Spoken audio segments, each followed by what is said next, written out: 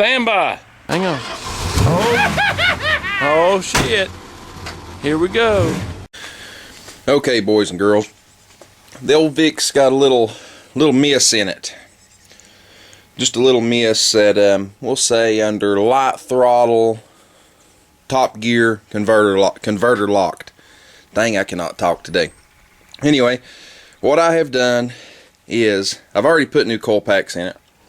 I've already ruled out the torque converter, which it's not the torque converter, but at first, before I was really paying attention to it, I had to wonder. So anyway, I've ruled that out. I've put new coil packs in it. I think I done said that. But anyway, I did not put a set of plugs in this car. This car's got 160,000 miles on it. I kind of assumed somebody had already done that. You know, the platinum plug's good for 100,000. So, well, anyway, what I've done, I've started here. I'm going to show you how to put a set of plugs in the car. I took this top hat thingy offy. It's a 1/4 inch drive, little ratchet. All you need to do is use a little ratchet, loosen it up, righty-tighty, lefty-loosey. Then you can spin it with your finger and get it out. Or you can use an extension to make it really easy, I guess. But I'm just so used to it, I can just take my finger and just do that and wobble it out of there. Next step you've got to do to get to it is, you don't really, per se, have to, but you're really going to save yourself a lot of trouble, is this being an 05, it's got this type of connector. You have to push down on the green and pull that off. That's your crankcase vent, goes to your valve cover. The earlier ones, it just plugs in and plugs off. And I've loosened clamp A and clamp B. I'm sorry, guys, I feel like crap today. I've actually had that, I think I'm getting that crap that everybody's had that makes you sick and start puking and all that. Anyway, this is stuck. I've had it off before. I'm going to have to wongle it with both hands to get it off. But anyway, it just pulls off once you loosen it. It pulls off here, pulls off here. And then the next step is unplug your coil, take out your little retaining bolt, and wiggle your coil up out of there. Some people will be looking and going, well, how in the hell are you going to get that coil out from under there? Trust me, that coil will come out from under that fuel rail. You do not have to take it loose. Another thing on these crowns, you've got these crash brackets back here. I don't care what you're doing on these cars. If you ever work on these cars, a lot of people will be like, well, that's just a police something. I don't need to be there. Because the regular cars don't have that crash bracket. The police cars do. My advice to you is always put it back. We're not going to touch it during this operation, but if you ever fool with one of these, put that crash bracket back. I'm telling you, it could save your life, because what it does is it protects fuel rail to keep, if an engine gets shoved back or the car gets shoved forward, the body gets shoved forward on the frame, and keep it from, you know, fuel from going everywhere. Good thing, very good thing. But anyway, let's get this tore apart. I feel like crap, and I want to get 8 spark plugs in as quick as I can physically do it. Timer is on. Let's see what happens. Okay, we got it out, and I'm going to show you something here. Don't nobody laugh at my crude old looking extension. Looks rough, don't it? Why don't you read what that is? Yes, that's an SK. That's good stuff. Got a Craftsman backing it up. But anyway, this socket right here, I've gave one of these away before on this channel. I may give another one away. Anyway, it's a Chinese or Taiwan made chrome vanadium 5/8 spark plug socket, but it's a magnetic socket. It's awesome on anything that has a spark plug down in a hole, okay? Like down in this hole. You know, you go down in there with a regular spark plug wrench, and you get in there. You got your plug reinstalled, and you go to pull it out, and you wonkle it around, which, granted, that right there will happen. And you pull it out, and your socket stays down in the hole. Well, it don't with this. But anyway, let's get this one pulled out and see what it looks like real quick. You know, just like anything else, you just righty-tighty, lefty-loosey. Let's jerk it out of there. Holy moly, Miss Matrimony. Well, anyway, I'm fixing to show you a couple things here. One thing I found is, wow, when I put these coil packs in this car, I had intentions of putting plugs in it, but the monkey at the parts store gave me the wrong set of plugs. That's why they weren't already in there, and that's why I didn't do something else. I just hastily throwed them back in and was disgusted and knew I was going to have to go back to it. But anyway, I have reiterated that for you. Look at the spark plug. Wait a minute, let me get a good background here. Let me get it where you can really see it against the car here. Do you see what's left of it? Oh God, can we say, holy moly, I can't believe this car ran as good as it does. This car ran awesome. Just had a little stutter in it every now and again. It idled really smooth, it ran good. Look at that gap on that plug. I don't even want to know. Let me go fetch a new one and we will compare. But yeah, this is crazy. I've never seen a set of plugs wore that bad. These are probably the original Fords. I'll know in just a moment. I'll let you know when we compare them. There's a way of telling. Okay, boys and girls, you know I'm a stickler on things, on how I do things. I like things done right. Ford Crown Vic. There's your spark plugs that it takes. Those are platinum plugs. Those are the factory plugs. You just seen a 160,000 mile one. Does that tell you that they're good plugs? Also, to do this job, you're going to need a few other things. You're going to need some CRC nickel anti-seize. I like the nickel. Nickel's the best. Nickel's the one that can withstand the most heat and everything. It works on everything, clear down to lubricating your AR-15. Works great, or your Glock pistol, or whatever else. You're also going to need some dielectric grease. I'll show you where that goes in a minute. Just pulling it out while I had it in mind. Well, anyway, let me get up here and get a background. Alright, you see the war gone plug. You see the new plug. You see the difference in the gap? Yeah. Well, anyway, what I done is I put those new coils in it and the mist got worse, which told me that the plugs were shot. Because the higher the voltage of the spark, if plugs are really wore like this, it will jump everywhere except where it's supposed to. Path of least resistance thing. It'll jump all over the place. So these were misfiring back to the head and to the porcelain and everything else. And as you can tell, that plug looks like crap. It's also got so bad in the last I don't know, few weeks that my remote start, it'll shut down because it senses a misfire and it thinks something's wrong and it shuts the car down. But anyway, notice the head of this plug. You see the original one on the left? You see that dab of paint? All original plugs in a Ford have got a dab of paint across the heads of them. I'm assuming that means they torqued them, checked them, tested them, something. I think it has to do with them torquing them. Also, you're putting these in aluminum heads. Okay? That's aluminum. These are cone seats. You know, am I going to pull out a torque wrench? No. But don't hold me to this either. Google's your friend. You can search this information. But I'm wanting to say that these torque to 20 foot-pounds, if I remember right. 15 or 20. Spark plugs do not torque very tight. You put them in, bring them down till they seat, and then turn them like a quarter of a turn max. You just snug them in good. They're not going to go anywhere. You know, aluminum is a real grippy substance against steel, so, you know. And you also have this mismating problem, or incompatibility between steel and aluminum. You see how those threads are kind of rusted? Yeah, they feel really bad coming out. They always do. They crackle and pop feel. Yeah, just be very gentle when you turn these out. Don't go in there with that wrench and go, and jerk them as hard as you can to break them loose either. Put gentle pressure and just gradually get more and more until they come loose. You'll probably have to exert 75 to 80 foot-pounds of torque to actually break some of these loose. But take them out real gentle and real slow. If the plug makes over one turn and doesn't start to feel some relief on the tension of the threads, you know, the hardness of turning, stop where you're at, spray some penetrating oil, like some CRC Power Lube or some Freeze Off. That'll work. Spray it down in the hole, not extreme amounts, but a liberal amount.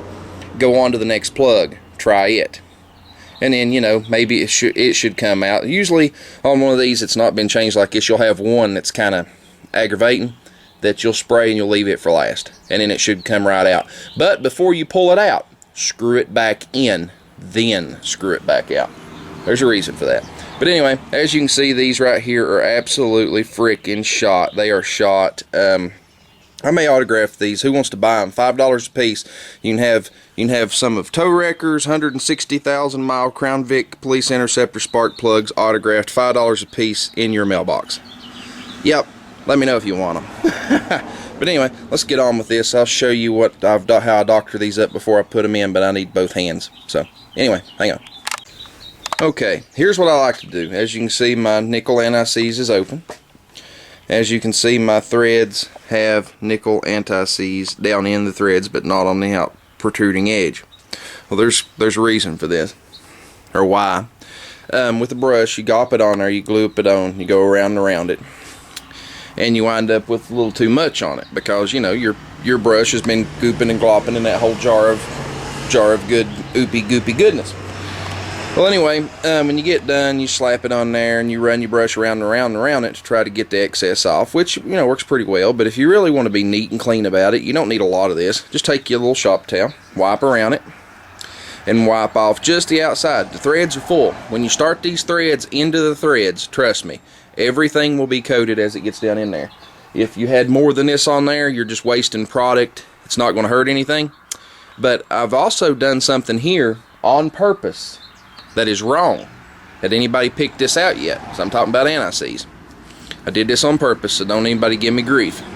You see this conical seat right here, right? You see it's dry? That's a no-no.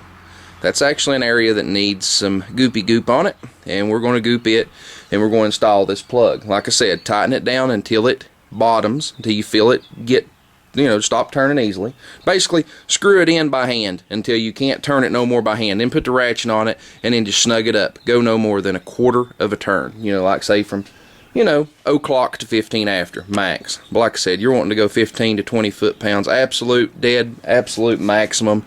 Like I said, I've never looked up the torque spec. I've never went as far as to pull out a torque wrench, but I can tell you I've changed a many spark plugs, never had a trouble. But like I said, just snug them up good. They do not have to be tight. It's like lug nuts on a car. People like to tighten. I've seen people tighten lug nuts up with a 4-way lug wrench and wring the lug studs off. You'd be surprised if you used a torque wrench and checked the torque of what a lug nut should be and tightened it up and all that good happy stuff. You'd be surprised how loose a lug nut actually is to be within spec. It's not near as tight as you think it needs to be. Yep. But anyway, let's get this in there. Remember, put it on the conical seat. Yep. But anyway, and then I'll show you what the next preparation is to your coil pack or your coil on plug or your cop or whatever the heck you want to call that thing. You need to put the dielectric grease on the boot where it goes onto the top of the plug, just to seal it. Also helps them go in better, but I will show you that. I did not do it the last time because I was disgusted because I had the wrong spark plugs. I knew I was going to be back on this job. So, hang on. Okay, I'm going to back up and punt here, and I'm just going to show you something, okay? The quarter of a turn is for the gasketed plugs. Got the little metal washer on them. On these, you know, I was trying to think in my mind. I just do it, okay? I'm a mechanic. I just do this stuff. But I'm going to show you how you tighten these, okay? I'm just going to show you. That way there's no real problem. You know, got 2 fingers on this thing. Right there, snug, right? You see where my ratchet's at? Let me get my ratchet straight. Right there. Right there. My ratchet is setting at 15. I'm going to snug this down. And I'm going to snug it as tight as it should be. Using one hand, mind you. Right there. Do you see how much I turned that ratchet? From 15? It was pointing straight back. That's how far I turned it. That plug is torqued to where it needs to be. And I done it with one hand. I didn't get on here with both hands. Now mind you, you get less, your torque becomes less and less with more extension you put. So it may look like that I was really giving that a go. I mean, I am a big boy. But I'm telling you, that's not very tight. It's just good and snug. So don't over tighten these, you know. But, you know, in the case of this car right here, if I got 160,000 out of the first set, get 160 out of the second set, somebody else will own this car by then. So these will never be coming back out on my watch. But whoa, hollers, woo! Ain't no moo cows in there. Need to go get you some moo cows there, Budro. But anyway, that's the deal with that. But and yes, you're saying 160,000. Hell, that car won't make it that far again. You want to bet this car will make it to 400,000 easy? Oh, I just seen something go down the road. I love how people lie. But anyway, there's the deal on that. Let's get this coil plug. Yeah, let's get this coil plug. Let's get this spark plug, this wiggle wobble, whatever the heck you want to call it over here. This coil unplug, this thing right here. Let's get it prepped for reinstall, and we'll get it installed. And then that's how you change the spark plugs on a Crown Victoria, or a Ford F-150, or a Mercury Grand Marquis, or the van, whatever. You know, 4.6 liter, as long as it's 2 valve per cylinder. You know, 3 valve per cylinder. I really feel for you changing them because they're a pain in the ass, and they like to break off and throw spark plugs out and do all sorts of stuff. Yeah, the later F-150s actually have those other style plugs. It's kind of Kind of a shame Ford decided to do that on those. Of course, you know. But whatever. Let's get this all took care of. I'm tired of fooling with it. It's looking really a lot like rain, and it's turkey season. You know, I haven't seen any turkeys, but they'll start going to roost here later, and you know, I might want to eat me a turkey. Yeah. Okay, boys and girls, I put my little expendable tip on my CRC dielectric grease. As you can see, I left the handle down a little too long. Oopsie. But I'll use that on the next one. No waste, no harm, no foul. Stuff's pretty sticky. It'll hang there for a while.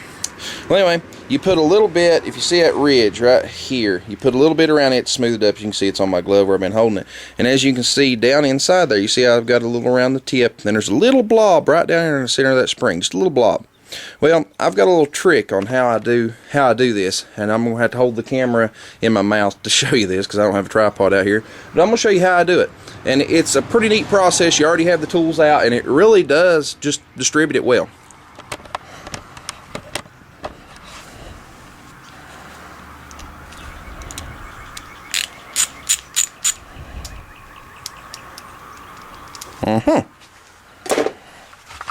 Problem solved. You already have that 7mm for taking the little screw out that holds this thing down. Just put your grease around the inside, stick your little ratchet in there, your little socket, and just go crank, crank, crank a couple turns.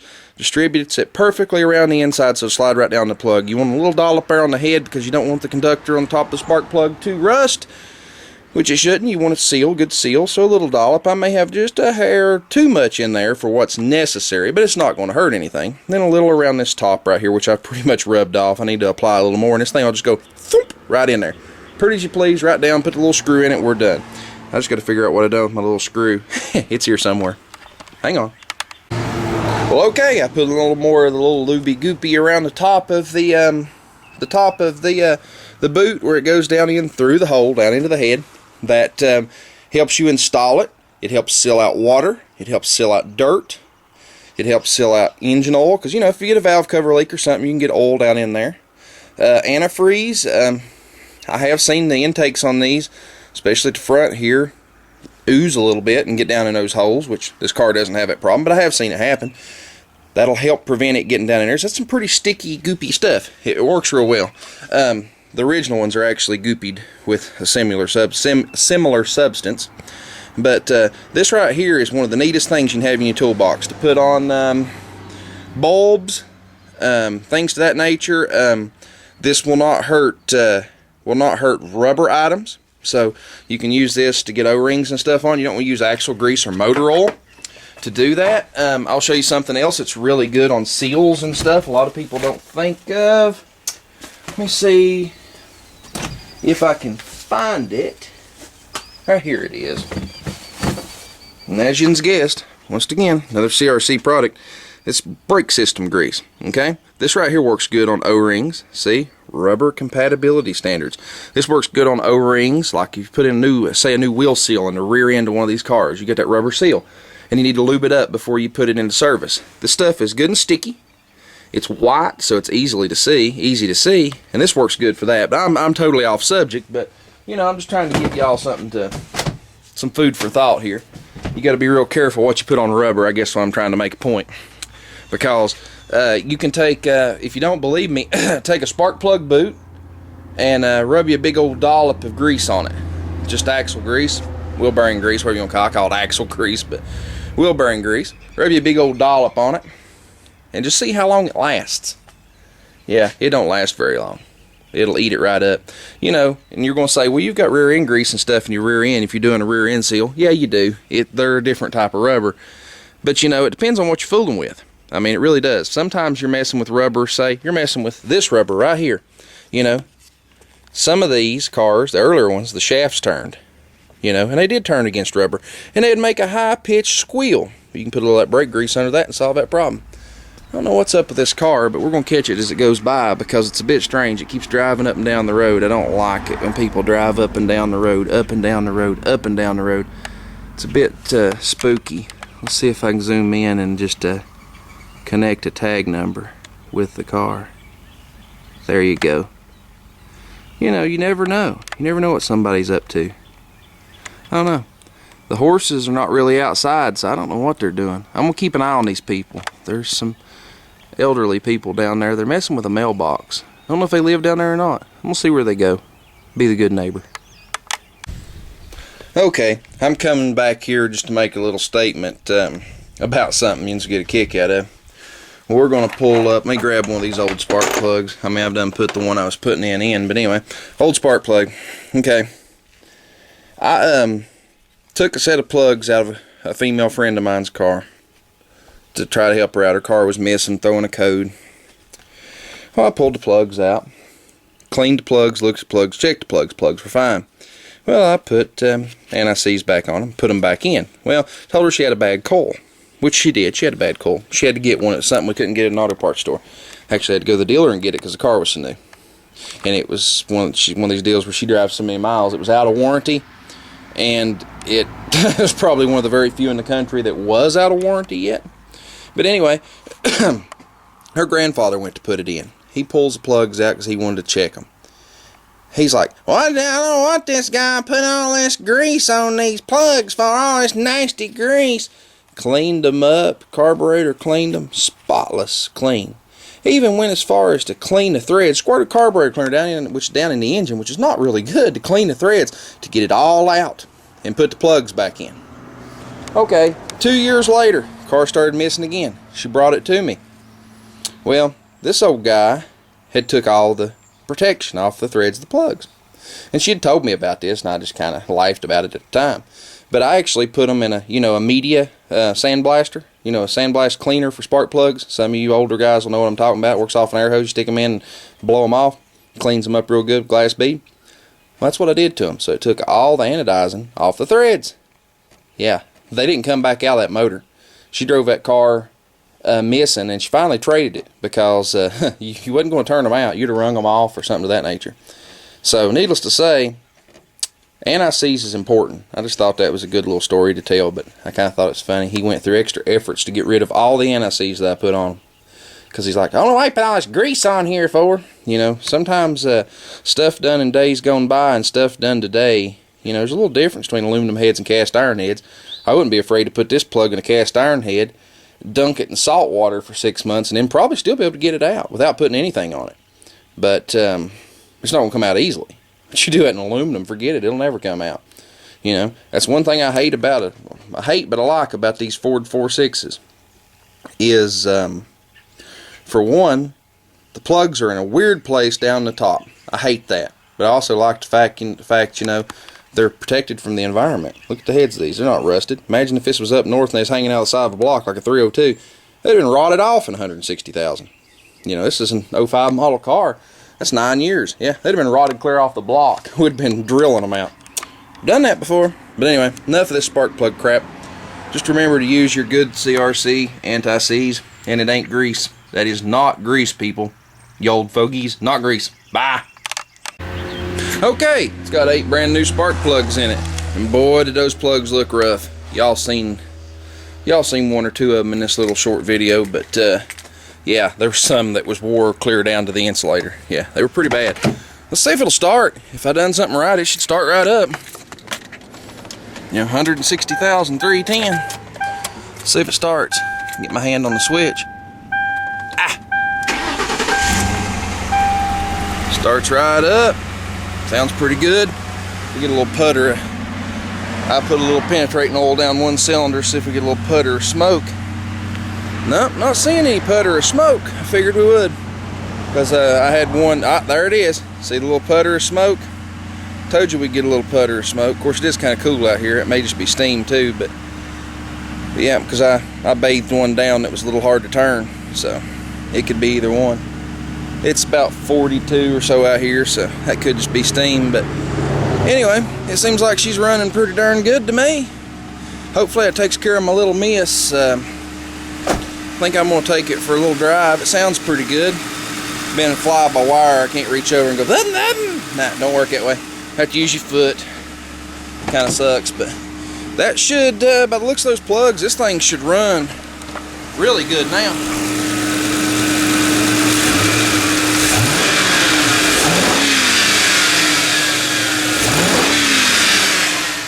Sounds good to me.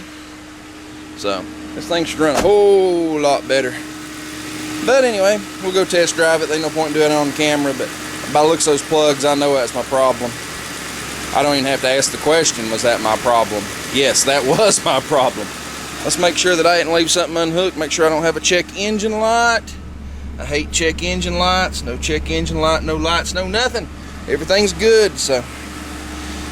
We even got a little better than half a tank of gas. This thing's been getting shitty fuel mileage, as you can tell. Got 201 miles on that, and that's not good. That's really not good. This car should pull 450 to 460, 450 to 460 miles out of a tank of fuel. The white one always did, and these breathe a little. The white one would run about 430, 420, 430 on the tank. This one should go 450 to 460 because it's been an 05. It breathes a little better than the 03 did. So anyway, let's go drive it and see what happens.